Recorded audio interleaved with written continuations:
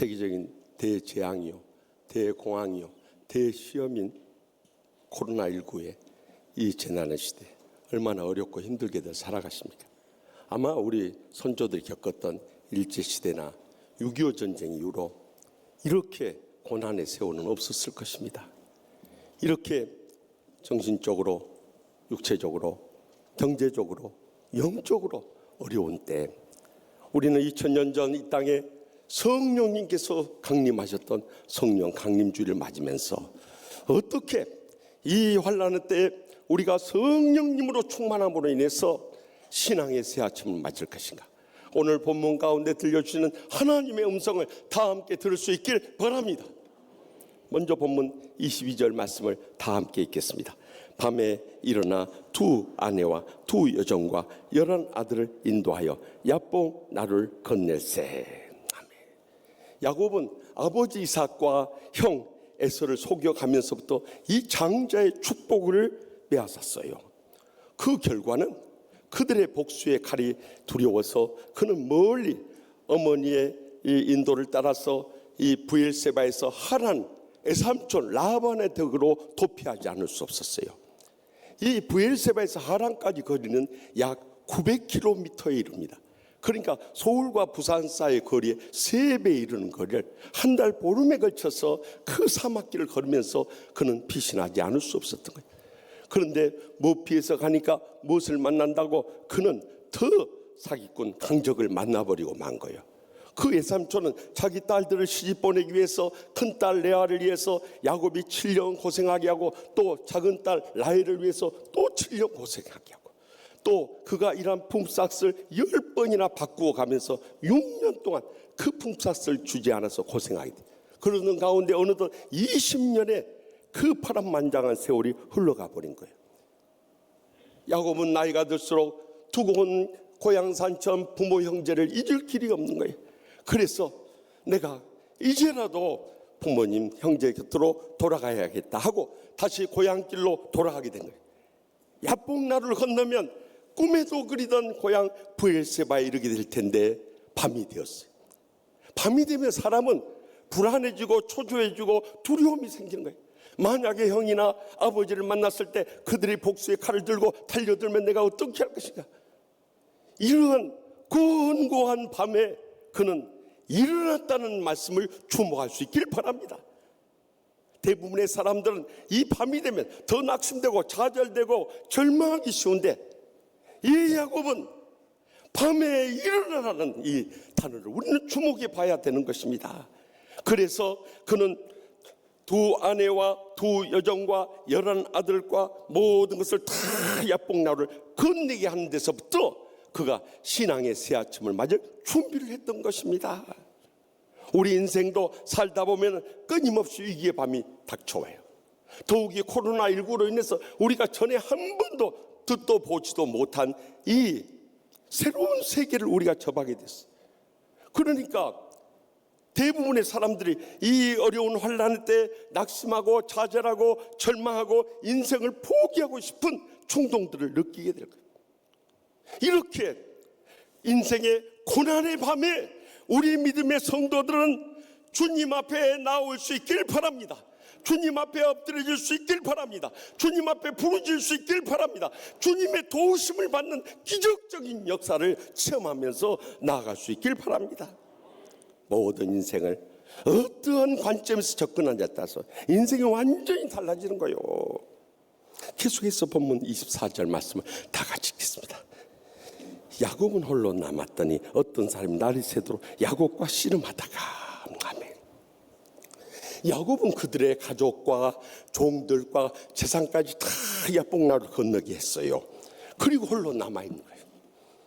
얼마나 불안하고 초조한지 그가 남아서 무엇을 했겠습니까? 말씀을 묵상하면서 기도했을 거예요. 그렇기 때문에 한 사람이 찾아온 거예요. 그는 뒤늦게 알게 되었지만 그가 하나님 아버지셨던 것입니다. 그래서 그를 붙잡고 씨름하면서 하나님의 복을 구했던 거예요.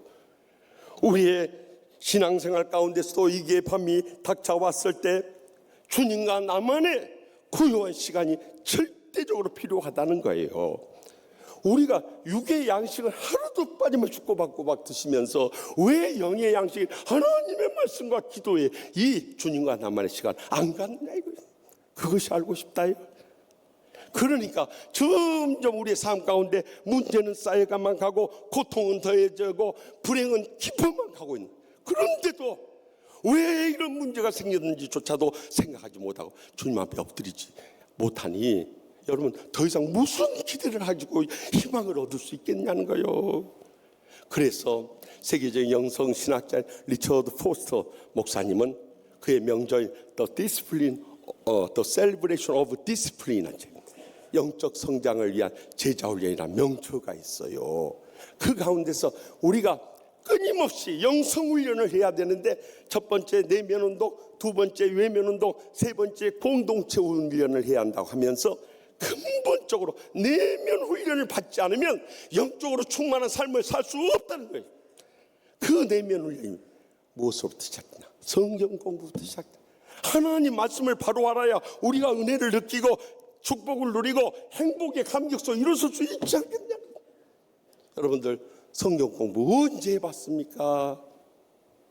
이번 주부터 시작되는 성경 공부 한 가문씩 꼭 신청해서 이 영적인 은혜와 축복과 행복을 잊지 마시기 바랍니다.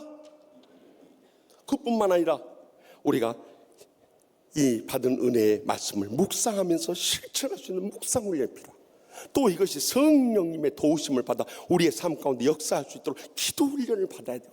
기도해서 안 되면 금식하면서라도 하나님의 기적을 체험하는 금식 훈련이 절대적으로 필요하다는 거예요. 그런데 현대인들이 이 영성 훈련의 은혜와 축복, 행복을 다 잃어버리고 자기 혼자 애쓰고 수고하면서 인생을 살아가는, 그러니 얼마나 팍팍하고 힘을 잃고 앞이 캄캄한 일만 터져 나오겠느냐 이거요. 본문 25절 말씀 다 같이 읽겠습니다.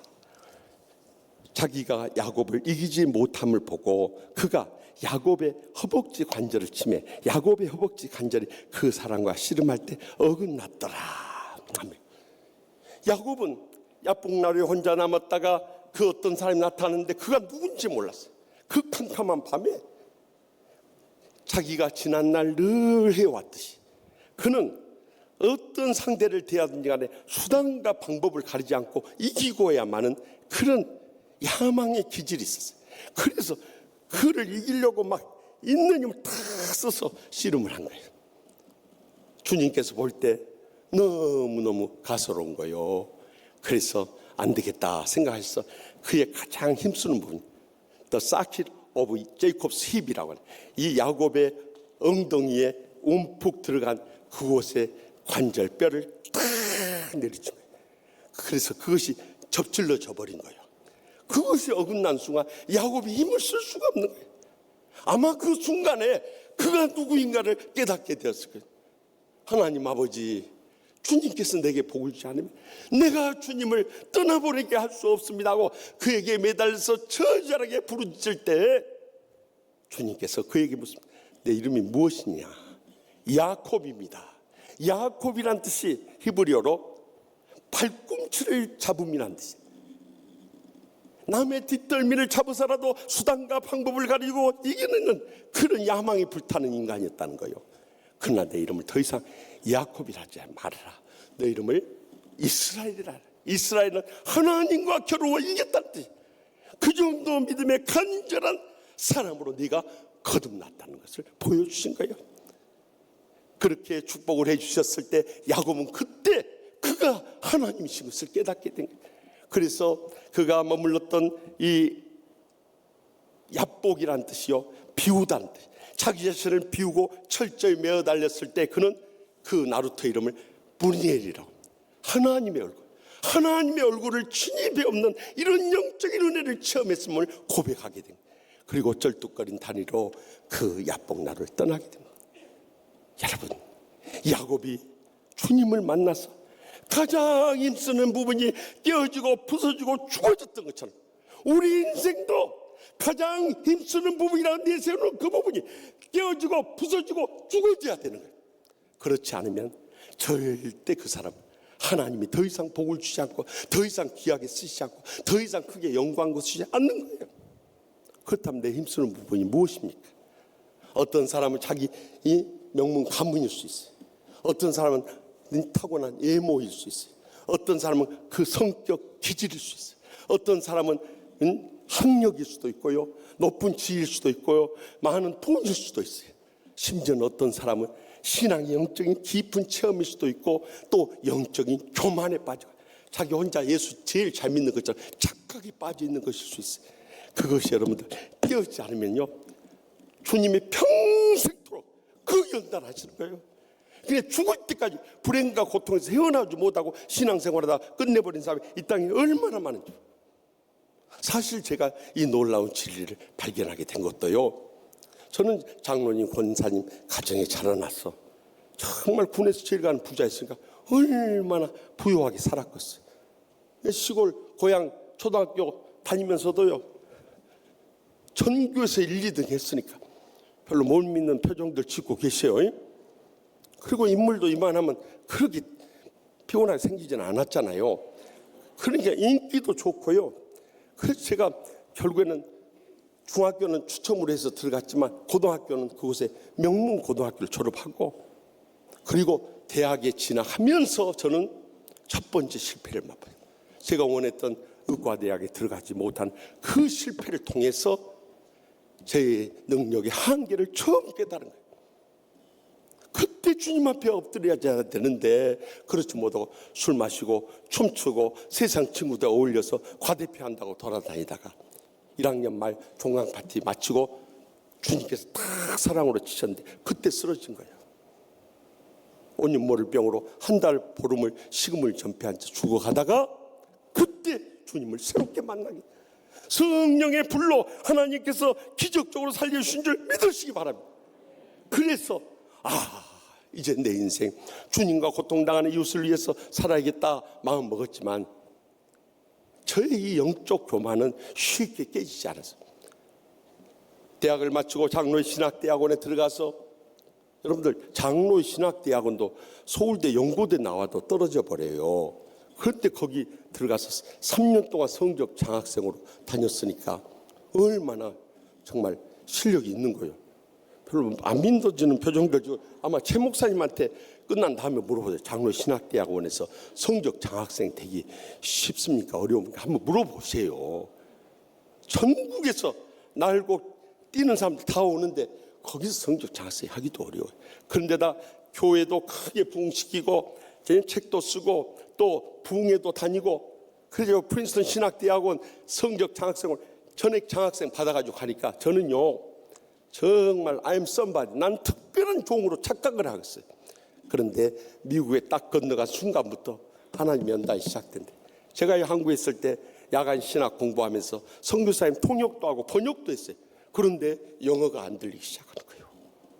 와, 앞이 캄캄해지고 누구한테 말도 못하고요, 창피해서 말도 못하고, 그때부터 주님 앞에 매달렸어요. 하나님 아버지, 내가 실력 있는 줄 알았더니 저 실력은 아무것도 아니었어요. 그때부터 날마다 주님 앞에 엎드려 부르짖는 거예요. 그런데 영어로 공부하는 것도 힘들었지만요, 경제적으로 어려움이 와버려요. 미국 생활에 돈이 얼마나 많이 드는데 학교에서 장학금 받아가 다닌다지만 그래도 생활을 해나가야 할까요? 그래서 접시 닦기를 시작하고 화장실 청소를 하는데요, 군에서 제일 가는 부잣집 아들이 그 식당에 가서 접시 닦기 하고 화장실 청소 목회한다고 하면서 화장실 청소하는데요, 정말 서러움에 눈물이 흘러내는 거예요. 그래서 내가 그때 즐겨 불렀던 노래가 이 트로트 울려고 내가 왔나, 그거 즐겨 불렀어. 울려고 내가. 정말 그 상황 되니까 그 노래가 절로 나와버려요. 울려고 내가 왔나, 누굴 찾아 여기 왔나, 낯설은 타양 땅에 내가 왜 왔나, 이 노래가요 서러움에 복받쳐 나오는 거예요. 근데 그때 주님이 깨우쳐요. 김 목사, 접시 닦으면서 화장실 청소합니다. 그것이 그렇게 서러워? 한국에 있는 교인들은 더 어렵고 힘든 일 하면서도 주님 앞에 나와서 헌신하고 헌금하고 충성을 다한다. 목사가 그것 좀 하면서 자존심이 그렇게 상해? 하나님께서 저를 깨뜨려. 더구나 33살에 젊은 나이에 박사과정 들어가서 이민 목회를 시작했는데요, 마음에 상처받은 이민자들이 교회에 와서 그 상처투성이의 감정을 쏟아붓는데 감당할 길이 없는 거예요.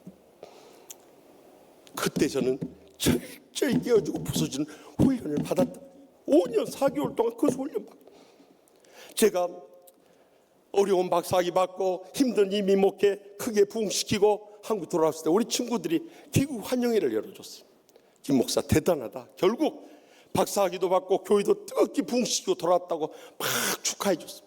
그때 제가 고백한 말이 오늘 본문 말씀이었습니다. 여러분은 제가 성공했다 할지 모르지만 저는 지난 7년여 광야 생활 가운데 제 자신이 어떤 존재인가를 깊이 깨달았습니다. 나는 주님께서 함께 하지 않으면 많은 막대기 맛도 못하고 썩어는 구더기 맛도 못하고 제 많은 인생임을 철저히 깨닫습니다. 여러분, 내가 썸바디 특별한 목사인지 알지만 I am nothing. 나는 아무것도 아닙니다.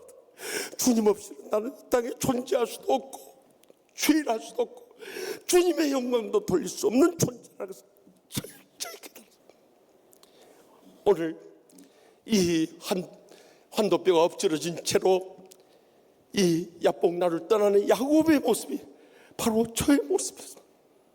제가 깨어지고 부서지고 죽어지지 않았다면 오늘의 저는 존재할 수도 없었을 것입니다.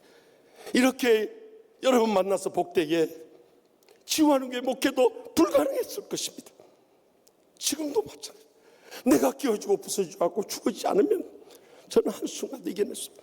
그래서 제 가슴속에 늘 되새기는 말씀이 갈라디아서 2장 20절 말씀. 내가 그리스도와 함께 십자가에 못 박혔나. 그런즉 이제는 내가 산 것이 아니요 오직 내 안에 그리스도께서 사신 것이라. 이제 내가 육체 가운데 사는 것은 나를 사랑해서 나를 위해 자기 자신을 버리신 하나님의 아들을 믿는 믿음 안에서 사는 것이라. 여러분, 우리는 날마다 순간마다 주님 십자가에서 죽어져야 됩니다. 내 자신의 마음이 평안하지 못할 때, 육신이 병들어갈 때, 가정이 불행을 겪을 때, 우리의 삶의 실패와 저주를 겪을 때, 그때가 주님을 만나야 할 때입니다. 주님 앞에 엎드려야 할 때입니다. 주님 십자가에서 내가 깨어지고 부서지고 죽어져야 할 때입니다. 날마다 순간마다 주여 주여 주님의 도우심을 간구하면서 승리하며 살아갈 수 있길 바랍니다. 그래서 바울사도는 고린도전서 15장 31절에서 형제들아, 내가 그리스도 예수 우리 주 안에서 가진 바 너에게 대한 나의 자랑을 두고 단언하노니 나는 날마다 죽노라. 이 고백이 나올 수 있었던 것입니다. 이제 우리가 성령으로 충만하지 않고는 절대 주어질 수 없습니다. 또 주님의 은혜를 간절히 사모하며 부르짖기 전에는 어떤 응답도 기대할 수 없습니다. 그러나 날마다 주님 십자가 앞에서 내가 철저히 깨어지고 부서지고 죽어질 때, 그때부터 성령이 충만하게 된 삶 가운데 살아 역사해서 날마다 천국의 축복과 행복의 감격의 신앙의 새 아침을 맞이하게 될 줄 확실히 믿으시기 바랍니다. 저는 그 은혜를 체험하고 나서 이렇게 은혜롭고 행복하고 축복된 치유하는 교회 목회를 이루게 된 거예요. 그런데 목회를 하면서 제일 저 자신을 힘을 잃게 하고 슬프게 하는 일들이 있습니다.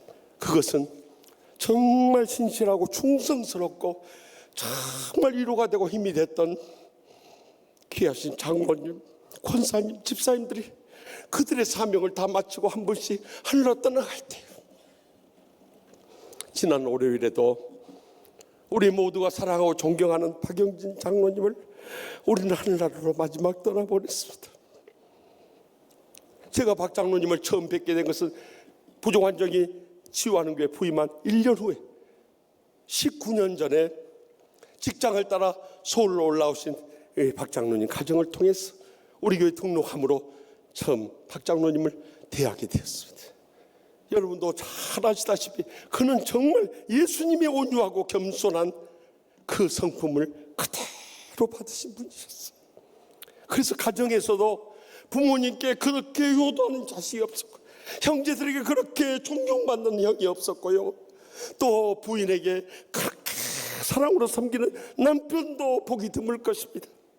두 딸에게 말할 수 없는 자상한 아버지였어요. 오직 하면 큰딸 박고은 집사님이 지난 발인 예배 때 조사를 하면서 아빠 다시 태어나도 저를 아빠의 딸이 되고 싶어요. 저는 그 소리 들으면서 눈물이 쏟아지는 거예요. 그는 삶으로 우리의 신앙의 영성을 그대로 일생을 살아온 거예요. 그래서 여러분들 교회에서도 겪으셨겠습니다만 우리 박 장로님 항상 우리를 위로하고 격려하고 사랑으로 섬기는 그 예수님의 모습만을 보여줬어요. 주의 종들에게도 조금도 불편함이 없도록 정말 저에게는 친형님과 같이 사랑하고 존경하는 천사 장로님이셨어요. 그렇게 의지가 되었는데 이 전전주 금요 목회자 회의하면서 박 장로님 소식이 그리우니까 6년 전부터 소뇌위축증으로 고생하고 계신데 그 가정 신방할 수 있도록 좀 스케줄 좀 잡아보라고 전에부터 몇 번 요청을 했지만 여러 가지 사정으로 인해서 신방을 그렇게 할 수 없었기 때문에 했는데 그 다음 날 토요일 마지막 작별도 하지 못하고 아마 그 마지막 순간까지 사랑하는 아내나 자식들이나 교인들에게 폐가 되기를 원치 않았던 그 일생의 그 삶을 그대로 보여주시듯이 토요일 새벽 주무시다가 그대로 하늘나라 떠나가버렸어요. 저는 이런 장로님, 권사님, 집사님들 떠나보낼 때마다 늘 마음속에 느끼는 것입니다. 이 땅의 사명 충성스레 감당하고 주님께 영광 돌린 분들은 주님께서 이렇게 일찍 더 이상 사망이나 애통하는 것이나 고가는 것이나 아픈 것이 있지 않은 주님 품에 불러가시고 아직도 죄악투성이 뿐인 저희들은 이곳에 남아서 회개하고 변화되고 열매 맺고 오라고 주님께서 살려준 것이 아닌가 가슴속에 그렇게 느껴지면서 눈물만이 앞을 가려웠어요. 사랑하는 성도 여러분, 이것은 나무 이야기가 아닙니다. 우리도 언젠가는 겪고 떠나가야 할 인생입니다. 그러나 우리의 남은 생에 오늘이 마지막 날이듯이 코로나19의 어떤 환난 속에서도 우리가 이 고난의 밤을 믿음으로 일어날 수 있길 바랍니다. 날마다 말씀과 기도의 주님과의 경건의 시간을 회복할 수 있길 바랍니다. 더 나아가서 우리의 가장 힘쓰는 그 부분이 철저히 깨어지고 부서지고 죽어지는 체험을 이룰 수 있길 바랍니다. 그래야 할 때 우리는 세상에서 얻을 수 없고 세상 것과 비교할 수 없는 주님으로부터만 오는 날마다 천국의 축복과 행복의 감격 속에 신앙의 새 아침을 모두 다 맞이하게 될 줄 확실히 믿습니다.